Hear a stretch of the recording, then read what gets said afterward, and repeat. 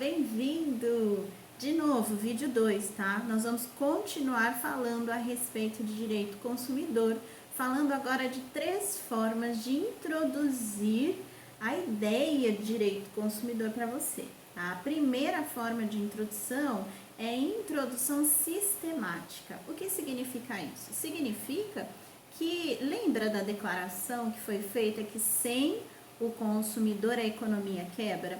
Portanto, nós tivemos a inserção dos primeiros direitos, os mais básicos do consumidor, dentro de sistemas de proteção. Por isso, a introdução sistemática. Então, nós criamos, para a proteção dessa categoria agora, que é o consumidor, de sistemas de proteção. Então, a introdução sistemática nada mais é do que sistemas de leis dentro dos países protegendo o consumidor. É exatamente isso. Aqui no Brasil, por exemplo, nós temos a Constituição Federal, né, protegendo o consumidor no seu artigo 5º, por exemplo, dizendo que todos são iguais perante a lei, né, sem distinção de qualquer natureza, e que o Estado promoverá na forma da lei a defesa do consumidor. Tem mais o artigo 170 da Constituição Federal, que fala o seguinte: a ordem econômica fundada na valorização do trabalho humano e na livre iniciativa tem por fim assegurar a todos existência digna, conforme os ditames da justiça social, observando a defesa do consumidor, tá? Então, se você pensar na declaração do John Fitzgerald Kennedy em 1962, vai perceber que ele precisa defender o consumidor para defesa e proteção econômica. Então, ele tem ali uma intenção meio duvidosa por trás, mas ele faz isso e traz essas regras de defesa. Então, nós começamos com o sistema de lei mais importante do país, que é a Constituição. Hierarquicamente falando, né, numa pirâmide hierárquica, nós temos depois o Código de Defesa do Consumidor, também estabelecido com regras para a proteção desse consumidor. Portanto, hoje, o nosso sistema de leis entende, não só do Brasil, no mundo, né, que tem essas ideias de consumo, no mundo mais capitalista, vamos assim dizer, ele entende o consumidor como uma parte vulnerável dessa relação e que ele precisa desses sistemas de proteção, ok? Então, segunda introdução, nós vamos tratar de uma introdução dogmático-filosófica. Ai, que nome difícil! Mas não é difícil, é para dizer que nós temos uma filosofia e uma crença para trazer esse sistema de proteção. Nada mais é do que a gente implantar um sistema de proteção porque reconhece o consumidor como alguém vulnerável, tá? Enfraquecido. Mais uma vez, se nós colocarmos na balança, né, o consumidor, ele não pesa, ele está sem direitos, ele fica muito vulnerável, ele fica debilitado nessa relação.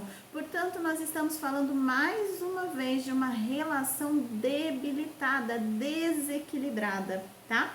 Então, na hora que eu vou trazer proteção a esse consumidor, eu vou equilibrar a balança minimamente, ou diminuir o desequilíbrio. Eu não trago igualdade, mas eu desequilibro e diminuo esse desequilíbrio entre consumidor e fornecedor, entre a categoria das pessoas e os empresários e os industriários, aqueles que fornecem produtos e serviços, ok? Então, reconhecer que o consumidor é mais fraco significa que nós estamos aplicando a regra do favor debilis. É que nós temos que favorecer aquele que é debilitado. A imagem que eu gostaria que você tivesse na cabeça é a seguinte: imagine se você estivesse numa esquina de uma rua, né, ali na calçada, e tivesse que atravessar e fosse uma rua movimentada, tá? E você visse ao seu lado uma pessoa fragilizada, pode ser uma criança, ou pode ser alguém com uma deficiência, ou que momentaneamente está precisando, ou um idoso, e essa pessoa precisasse de ajuda para atravessar a rua. Quando eu reconheço, filosoficamente falando, que o consumidor, ele é debilitado, ele é mais fraco, eu estou dizendo que ele precisa de ajuda. Então a imagem é que você que está naquela esquina, que é forte, você consegue oferecer a sua mão para ajudar essa pessoa debilitada. É como se tivesse uma criança, né, ali saltitante para atravessar aquela esquina, aquela rua, e você segurasse a mão daquela criança e atravessasse junto com ela. Então, a ideia de trazer, filosoficamente falando, de que o consumidor, ele precisa do favor débilis, porque ele precisa ser reconhecido como deficiente ou deficitário ou desequilibrado na relação de consumo, tá bom? Então, o consumidor é vulnerável. O consumidor é uma parte vulnerável dessa relação e precisa ser protegido. É simples assim, ok?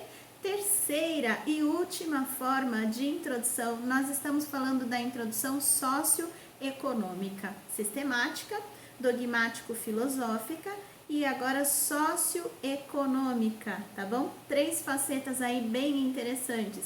Na hora que eu falo disso, eu estou reconhecendo o seguinte, que nesse sistema que nós temos hoje, o consumidor, ele é fragilizado, né? Ele precisa de um sistema de defesa e ele não manda mais nesse mercado.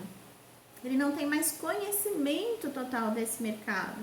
Então, na hora que eu coloco o fornecedor, né? Imagine na produção, esse fornecedor, ele detém a empresa, os meios de produção, o conhecimento daquilo, todo o material, ele que põe o preço, né? Ele que sabe para onde ele vai mandar aquilo. Eu, consumidor, compro o tênis só. Eu não sei mais nada daquilo. Aliás, a pessoa que trabalha, pense, por exemplo, nos caras da Apple, né? Se você pegar um iPhone, eles sabem verticalmente de tudo que precisa para produzir aquele iPhone e de quanto ele custa. Quanto custa o material, quanto custa as pessoas que trabalham, o transporte e a tecnologia que tem por trás daquele iPhone. E eu compro ou não compro um iPhone. É simples assim. Então, nós estamos submetidos a um sistema que nós desconhecemos os detalhes e os meios de produção. Portanto, dentro desse sistema socioeconômico em que eu sou levado a comprar por identidade, não mais por necessidade, eu tenho que mudar o meu sapato, porque se eu usar um sapato que não estiver na moda, uma roupa que não estiver na moda, um cabelo que não estiver na moda, eu não sou vista como um consumidor. E se eu não sou vista como um consumidor assíduo, constante, eu sou excluída do meu grupo social. Portanto, eu não tenho em mim um sentimento de pertencimento. Olha que interessante, né? A ideologia que tem por trás disso. Tudo bem, mas na hora em que o consumidor está fragilizado, quem estabelece o preço ou o produto que vai ser produzido e consumido é o fornecedor. E esse consumidor fica completamente vulnerável a tudo isso que está acontecendo. Quem põe as regras nesse mercado é o fornecedor. Ele diz como vai ser o tênis, a cor do tênis, o jeito do tênis, e eu compro ou não compro. E vamos falar que aquele tênis não cabe no pé da Flávia. Então a Flávia olha para aquela empresa e fala assim, não compro mais de você, viu? A empresa vai falar, tudo bem. Se você não comprar, Flávia, inúmeras outras pessoas comprarão, não é? Não faltam consumidores. Não faltam consumidores, né? E a gente fica completamente na mão das empresas, na mão dos postos de gasolina que põem os valores do combustível onde eles quiserem, na mão dos sistemas que põem a ideologia e a gente se sente obrigado a se submeter a essa forma de entender a realidade, ok? Veja como nós não somos livres, porque para dizer que o consumidor, nessa ideia socioeconômica, é dizer que esse consumidor não é livre, ele não consome por liberdade, ele consome por estar preso à ideologia por trás desse sistema de consumo, tá? Veja as mensagens subliminares. Então, isso há muitos anos atrás, a Coca-Cola ainda estava no início da sua indústria. E sabe o que ela fez? Ela lançou num cinema da época, ela lançou só a palavra Coca-Cola no símbolo dela, né? Ela aparecia assim, ela piscava na tela do cinema e sumia. Bem rapidinho, assim, como se fosse uma piscada nossa, sabe? Coca-Cola, Coca-Cola. Né? E isso acontecia umas 4, 5 vezes durante o filme, tá?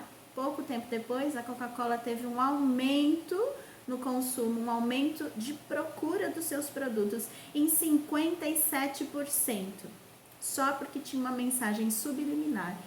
Quase que não dá para o cérebro detectar, mas está lá, está convencendo você todo tempo a consumir, dizendo o que a sociedade diz pra gente a todo tempo: se você não consumir, você não é aceito, se você não consumir, você não é feliz, se você não consumir, você não faz parte dessa sociedade. Então o consumidor não é livre, ok? Passamos pelas 3 introduções. Eu espero você no próximo vídeo. Mua!